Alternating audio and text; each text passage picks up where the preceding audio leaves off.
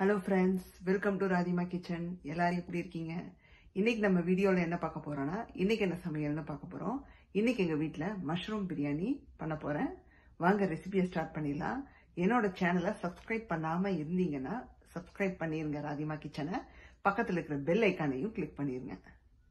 இந்த பிரியாணிக்கு என்னென்ன தேவைன்னு பார்த்துக்கலாங்க. நான் வந்து 1 கப் பாஸ்மதி ரைஸ் எடுத்து தண்ணியில ஊற வச்சிருக்கேன். 1/2 hour ஊற வச்சா போதும்.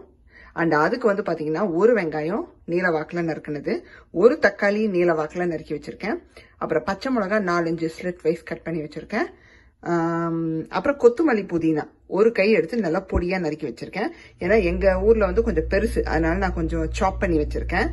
அண்டு மஷ்ரூம் வந்து பாத்தீங்கன்னா ஒரு 4 பட்டன் மஷ்ரூம் எடுத்திருக்கேன். அதை வந்து இந்த மாதிரி கட் பண்ணி வச்சிருக்கேன். 4னா இந்த மாதிரி இருக்குங்க, பாருங்க பெருசு பெருசா இருக்கும். இதுல 4 எடுத்து வாஷ் பண்ணிட்டு இந்த மாதிரி நான் வந்து சாப் பண்ணி வச்சிருக்கேன். ரொம்ப பொடியா நறுக்காதீங்க, பிரியாணிக்கெல்லாம் வந்து கொஞ்சம் பெருசா இருந்தாதான் அது சுருங்க சுருங்க ஓரளவுக்கு மீடியம் இதுல இருக்கும், சாப்பிட நல்லா இருக்கும். குழம்பு வேற ஏதாவது விஷயம் பண்ணா மட்டும் பொடியா நறுக்கிக்கோங்க, ஏன்னா அது ரெடியூஸ் ஆகும் குக் ஆகும் போது, அதுக்காண்டிதான். அப்புறம் கரம் ஐட்டம்ஸ், உங்க வீட்டுல என்ன கரம் ஐட்டம்ஸ் இருக்கோ எல்லாமே எடுத்துக்கோங்க.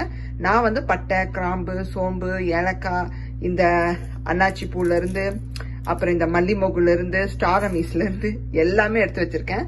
கல்பாசி கூட எடுத்து வச்சிருக்கேன். சோ எல்லாத்துலயுமே 1, 2ன்னு எடுத்து வச்சுக்கோங்க. பெருசா இருந்தா 1 எடுத்துக்கோங்க, சின்னதா இருந்தா 2 எடுத்துக்கோங்க, அவ்வளவுதான். மீதி என்ன மிளகாத்தூள், மஞ்சத்தூள், கரம் மசாலா தூள், அந்த மாதிரி விஷயங்கள் தான். அது செய்யும் போது நம்ம பாத்துக்கலாம். வாங்க ரெசிபியை பண்ணிடலாம். இப்போ ஒரு குக்கர் வச்சுக்கோங்க. அதுல வந்து நான் 2ல இருந்து ஒரு 3 டேபிள் ஸ்பூனுக்கு எண்ணெய் சேர்த்துக்கலாம். ஏன்னா நம்ம பிரியாணி பண்றதுனால ஒரு 3 டேபிள் ஸ்பூனுக்கு சேர்த்துக்கலாம். நம்ம எண்ணெய் நல்லா சூடாயிடுச்சு, நம்ம தாளிப்பைட்டத்தை சேர்த்துடலாம். தாளிப்பைட்டை சேர்த்துட்டு நல்லா அதை பொரிஞ்சு, அந்த பிரியாணியோட பிளேவரே வந்து பாத்தீங்கன்னா நமக்கு அந்த தாளிப்பைட்டங்கள்ல நல்லா பொரிஞ்சு அப்படியே ஒரு வாசம் கொடுக்கும் பாருங்க. அந்த சமயத்துலதான் வெங்காயம் சேர்க்கணும். இப்ப வாசம் கொடுக்க ஆரம்பிச்சதும் நம்ம வெங்காயம், பச்சை மிளகாய் உள்ள சேர்த்துடலாங்க. நல்லா கையில இப்படி கசக்கி போடுங்க வெங்காயத்தை. மீன்ஸ் அந்த உதிரி உதிரியா போடணும் இல்லையா, அதுக்காண்டி சொன்னேன்.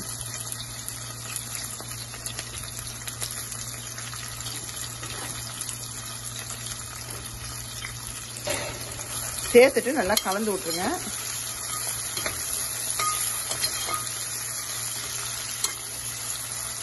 வெங்காயம் நல்லா வதங்கி வரட்டுங்க. வெங்காயம் வதங்குற சமயத்திலேயே இஞ்சி பூண்டு விழுது சேர்த்துக்கலாங்க. ஒரு 3/4 ஸ்பூனுக்கு நான் எடுத்து வச்சிருக்கேன். இது கூடயே வந்து தேவையான அளவு உப்பு சேர்த்துக்கலாம். நமக்கு வெங்காயம் வந்து சீக்கிரமா வதங்கியும் வந்துடும்.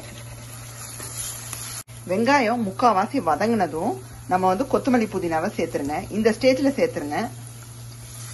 சப்போஸ் உங்களுக்கு கடைசியா கொஞ்சம் மேல வந்து நம்ம குக்கரை மூடும் போது ஒரு கார்னிஷ்க்கு வேணும்னா வச்சுக்கோங்க, இல்லாட்டி மொத்தமா கூட இதுலயே சேர்த்துடலாம்.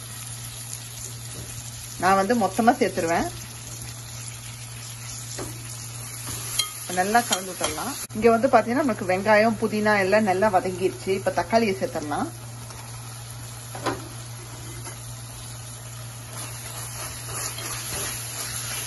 தக்காளி நல்லா வந்து ஜூசியா வதங்கி வரட்டுங்க.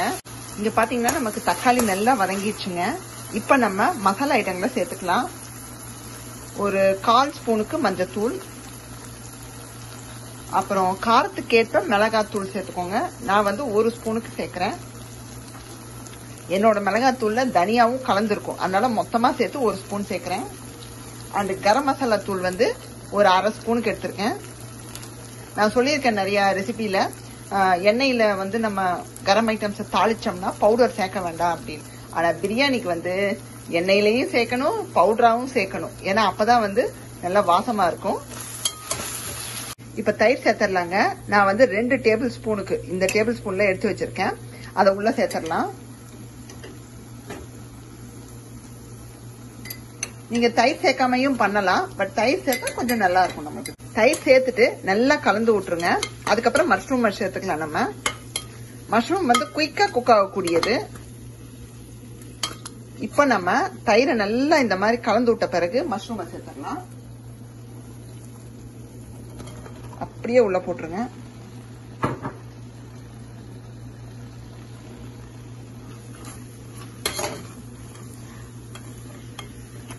நல்லா கலந்து விட்டுறலாம். நமக்கு மஷ்ரூம்ல இருந்து தண்ணி விடும். ஸோ அந்த தண்ணி எல்லாம் வெளிவந்து ட்ரை ஆன பிறகுதான் நீங்க அந்த ரைஸுக்கான அளவு தண்ணியை ஊற்றணும். இப்போ பார்த்தீங்கன்னா நம்ம மஷ்ரூம் சேர்த்து நல்லா கலந்து விட்டாச்சுங்க. நீங்க கலந்து விட்ட பிறகு ஓப்பனாவே வச்சிருங்க. ஒரு என்ன சொல்ற ஒரு 3-4 மினிட்ஸ்க்கு அப்படியே விட்டுருங்க. உங்களுக்கு மஷ்ரூம் வந்து குக் ஆகி கொஞ்சம் தண்ணி அப்படியே லைட்டா வெளிவரும். அது கொஞ்சம் ட்ரை ஆன பிறகு நம்ம ரெசிபிக்கான தண்ணியை ஊற்றி ரைஸை போட்டு குக்கரை மூடிடலாம். இங்க வந்து பாத்தீங்கன்னா நமக்கு ஓரளவுக்கு வந்து தண்ணி எல்லாம் சுண்டி, உங்களுக்கு தெரியுதா, தண்ணி சுண்டி நல்லா ஒரு தொக்கு மாதிரி வந்துருச்சு. இப்ப நம்ம தண்ணி சேர்த்துக்கலாங்க. 1க்கு 1.5 தண்ணி. உங்க ரைஸ் எந்த அளவுக்கு வேகுமோ, எவ்வளவு தண்ணி எடுத்துக்குமோ பார்த்து அந்த அளவுக்கு சேர்த்துக்கோங்க. நான் வந்து 1க்கு 1.5 எடுத்து வச்சிருக்கேன். ஊத்திடலாம் உள்ள. தண்ணியை ஊத்திட்டு நல்லா கலந்து விட்டுட்டு, நான் எப்பவும் சொல்றதுதான், உப்பு காரம் எல்லாமே செக் பண்ணிக்கோங்க. இந்த ஸ்டேஜ்ல வர தொடங்கிடுச்சு. நம்ம ரைஸை போட்டுடலாம். உதிரியா ஸ்ப்ரிங்கிள் பண்ணி விட்டுருங்க. ரைஸ் சேர்த்துன பின்னாடி ரொம்ப கலக்க கூடாதுங்க, ஏன்னா ரைஸ் உடஞ்சிரும். ஜஸ்ட் அந்த மசாலாவோட மிக்ஸ் பண்ணி விட்டுருங்க. மேலாப்ல நல்லா கொதி வந்த பிறகுதாங்க மூடணும். அது சொல்ல மறந்துட்டேன், அதனாலதான் உங்களுக்கு நான் சொல்றேன். நல்லா இந்த மாதிரி ஒரு கொதி வரட்டும். வந்ததுக்கு அப்புறமா குக்கரை மூடி நம்ம 2 விசில் வச்சு எடுத்துக்கலாம். இங்க பாத்தீங்கன்னா குக்கரை திறந்தாச்சுங்க. நல்லா பாருங்க வெந்து வந்திருக்கு. ஓரத்துல இருந்து இப்படி கலந்து விடுங்க, இல்லாட்டி ரைஸ் வந்து குழஞ்சிரும். ரொம்பவும் போட்டு நீங்க கலந்துடக்கூடாது. இன்னைக்கு என்ன சமையல்னு பார்த்திருப்பீங்க. மஷ்ரூம் பிரியாணி எப்படி பண்ணணும் பார்த்திருப்பீங்க. இதே மாதிரி பண்ணி பாருங்க, நீங்களும் கண்டிப்பா நல்லா இருக்கும், நல்லாவும் வரும். அண்ட் உங்களை வேறொரு வீடியோல சந்திக்கிறேன். Bye, see you.